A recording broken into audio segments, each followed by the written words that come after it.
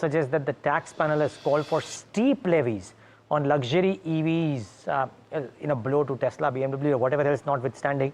But as a category, luxury EVs. Now, the definition of luxury EVs, we still need to bring it center. But from whatever is evident, maybe they are above a particular price point, wherein some of the EVs which might be priced at maybe 20, 25, 30L might not be qualifying as luxury EVs, I presume, which is why the report also names a couple of car companies. There are others, of course, keep that in So mind. $46,000 is the luxury EV cost.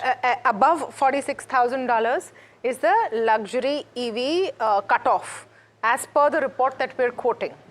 Is M&M spiking here? We need to see this, because on Friday, the stock fell down because the belief was that would the 20 lakh car also be a part of a larger one. If $46,000 is the point, then it's northwards of 34 lakh rupees, which would mean, something like that, which would mean M&M cars, a lot of them would not be subject to it. So that'll be good for M&M. So what is getting hit as per this report? Tesla, Mercedes-Benz, BMW, BYD, that's fine. I mean, Tesla, anyway, we reported this morning, only 600 bookings so far. And it's been around available to people for over 45 days. Yeah. You have M&M, in that case, their EV gets sold out, their limited edition gets sold out in seconds. Yeah. Or a couple of minutes, they sell about, a fair lot of what, 400? 999 vehicles? 999,000 vehicles sold in a couple of minutes. And of course, very different price points. Yeah. So I will not, take that away. But luxury EVs could get hit. You have to also look at it That's 40 lakh rupees, Tamanna. I just did, because at 88, it's 40 lakh 48,000 bucks. I'm sure it covers all of M&M's offerings currently on the EV side. Yes. So you might not necessarily be positive, because then the other question is, all EVs right now are at 5%, Neeraj. But if the government decides to increase to 18%, anything that is above 20 lakhs, 25 lakhs, that kind of a cutoff, then it'll actually be a negative. And that's possibly what you're seeing. If you see that entire report, that's what it's pointing to, where you go between $23,000 and $46,000.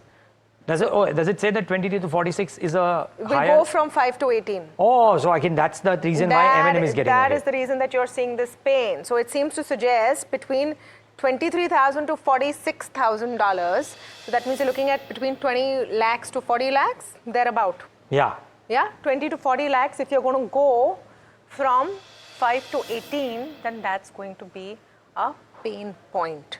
Very interesting. Yeah. Now, also just with the caveat that before the GST Council meet, there are going to be so many of these trial balloons, red herrings, reports.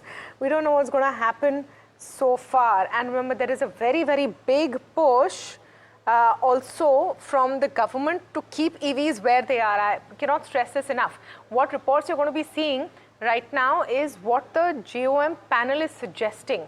Remember, states will at their end want to have higher tax coming in because their compensation cess is going on. But this is going to be a push and pull. All of this will be thrashed out in the next couple of days. And the central government has been very clear that they want to incentivize EVs, not disincentivize. First of all, you have such few EVs being sold.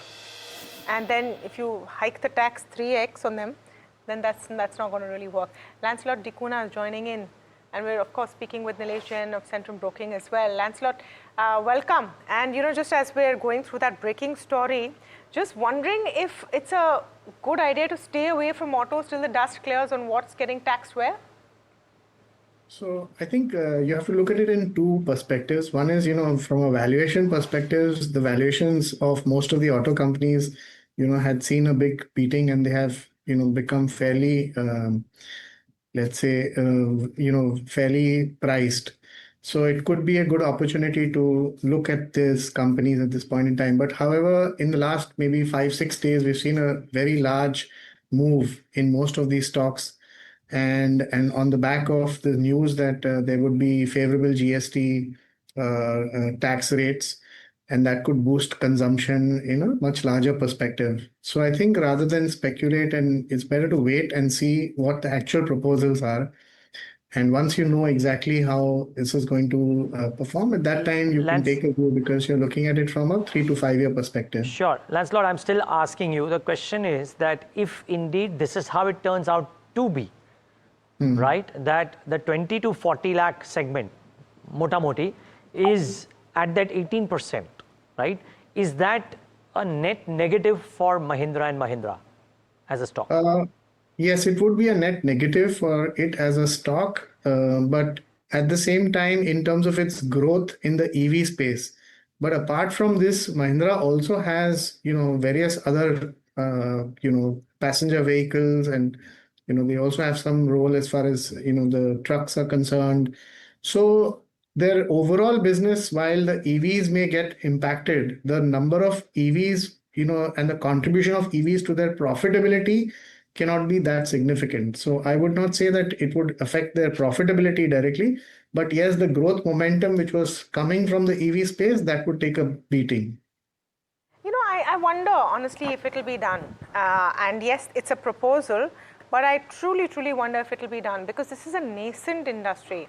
There are still people who can afford it who don't want to go in for an EV yet because they're not sure about charging, etc. It costs more. There's anyway a higher cost to EV. Then you add more tax.